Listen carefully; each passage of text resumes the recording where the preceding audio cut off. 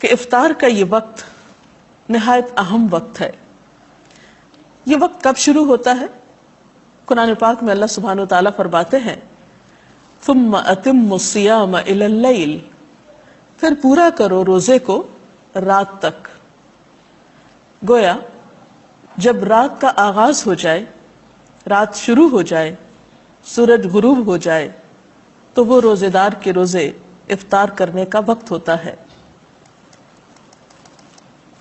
غروب آفتاب روزہ افطار کرنے کی شرط ہے، اس سے پہلے روزہ افطار نہیں کیا جا سکتا. بخاری اور مسلم کی ایک روایت کے مطابق قال رسول اللہ صلی اللہ علیہ وسلم اذا اقبل اللیل من ہاہنا وادبر النہار من ہاہنا وغربت الشمس فقد افطر الصائم. آپ صلی اللہ علیہ وسلم نے فرمایا جب رات آ جائے، دن چلا جائے اور سورج غروب ہو جائے تو روزہ دار روزہ کھول لے. گویا دن کا جانا اور رات کا آنا وہ وقت ہے جب روزہ افطار کیا جاتا ہے. یہ بھی یاد رہے کہ روزہ افطار کرنے میں جلدی کرنا مسنون ہے. گویا سورج کے غروب ہونے کے فوراً بعد روزہ کھول لینا چاہیے. حضرت انس رضی اللہ تعالی عنہ فرماتے ہیں کہ ان النبی صلی اللہ علیہ وسلم لم یکن لیصلی المغرب حتی یفطر ولو علی شربۃ ماء، کہ آپ صلی اللہ علیہ وسلم افطار کیے بغیر مغرب کی نماز نہیں پڑھتے تھے، چاہے ایک گھونٹ پانی سے افطار کرتے.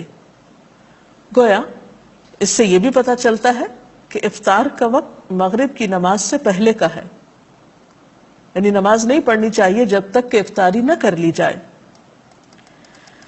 حضرت سہل بن سعد سے روایت ہے کہ رسول اللہ صلی اللہ علیہ وسلم نے فرمایا لوگ برابر بھلائی پر رہیں گے جب تک کہ روزہ کھولنے میں جلدی کریں گے. جیسا کہ سحری کے بارے میں گفتگو کرتے ہوئے آپ کو بتایا گیا تھا کہ بہت جلدی سحری کرنے کی بنسبت تاخیر سے سحری کرنا لیکن وقت کے اندر زیادہ افضل ہے.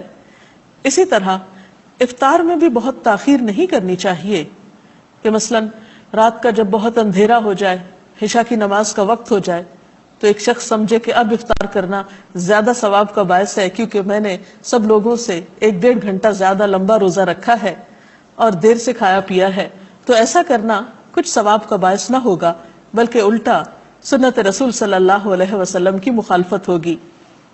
تو آپ نے فرمایا کہ لوگ بھلائی پر رہیں گے جب تک کہ افطار میں جلدی کریں گے، گویا اعتدال میں رہیں گے.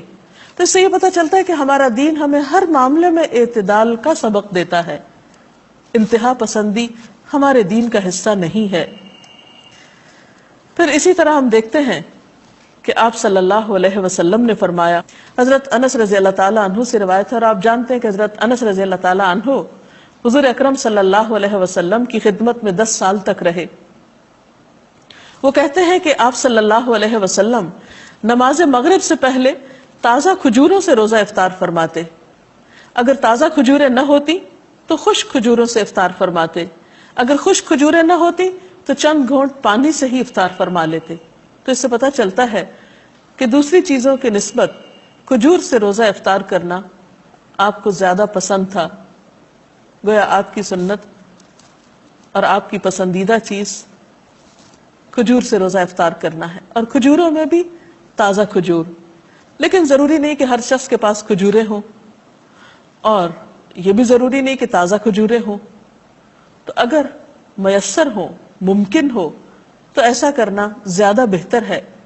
اور اگر یہ چیز میسر نہ ہو تو اس کے بعد پانی پینا زیادہ بہتر ہے، کیونکہ پانی پاک کرنے والی چیز ہے. افطاری کے سلسلے میں ایک اور بات کا ہم سب کو خیال رکھنا چاہیے کہ یہ وقت بھی دعاؤں کی قبولیت کا وقت ہے. جیسا سحری کے سلسلے میں آپ کو بتایا گیا تھا کہ وہ وقت ذکر الہی کا وقت ہے، دعاؤں کی قبولیت کا وقت ہے، اسی طرح افطار کا وقت بھی دعاؤں کی قبولیت کا وقت ہے.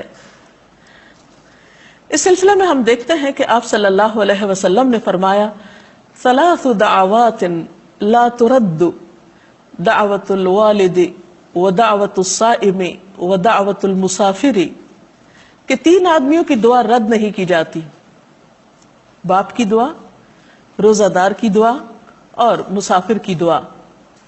تو گیا انسان ان تینوں حالتوں سے فائدہ اٹھا سکتا ہے۔ والدین کو اپنے بچوں کے لیے خصوصی دعائیں کرنی چاہیے، اسی طرح روزہ دار افطار کے وقت خاص طور پر دعا کرے، دن میں بھی دعا کر سکتا ہے لیکن خصوصاً افطار کے وقت، اور اسی طرح مسافر بھی عام دنوں کی نسبت سفر کی حالت میں اللہ تعالیٰ کے زیادہ قریب ہوتا ہے، اس لیے اس کو اس موقع سے بھی فائدہ اٹھانا چاہیے۔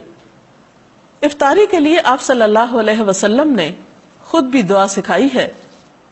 عن ابن عمر قال كان النبي صلی اللہ علیہ وسلم اذا افطر قال ذهب الظمأ وابتلت العروق وثبت الاجر ان شاء اللہ، جس کا ترجمہ ہے پیاس ختم ہو گئی، رگیں تر ہو گئی اور روزے کا ثواب پکا ہو گیا انشاءاللہ۔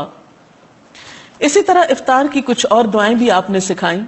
حضرت معاذ بن زہرہ سے روایت ہے کہ نبی صلی اللہ علیہ وسلم جب روزہ افطار کرتے تو فرماتے اللہم لک صمت وعلی رزقک افطرت۔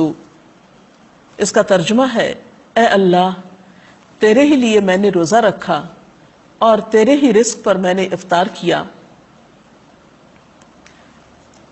جیسا کہ آپ جانتے ہیں کہ افطار کرنا اور افطار میں جلدی کرنا بابرکت ہے، اسی طرح افطاری کے وقت بھی دوسروں کی غم گساری اور دوسروں کی دلجوئی اور دوسروں کے حقوق کا لحاظ رکھنا بہت ضروری ہے۔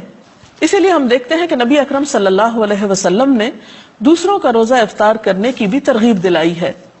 حدیث میں آتا ہے کہ جس نے روزہ دار کو روزہ افطار کرایا اسے بھی اتنا ہی اجر ملے گا جتنا اجر روزہ دار کے لیے ہوگا، اور روزہ دار کے اجر سے کوئی چیز کم نہ کی جائے گی۔ تو اس سے پتہ چلتا ہے کہ اگر ایک انسان دوسروں کے روزے افطار کرانے کا اہتمام کرتا ہے تو وہ ایک بہت بڑے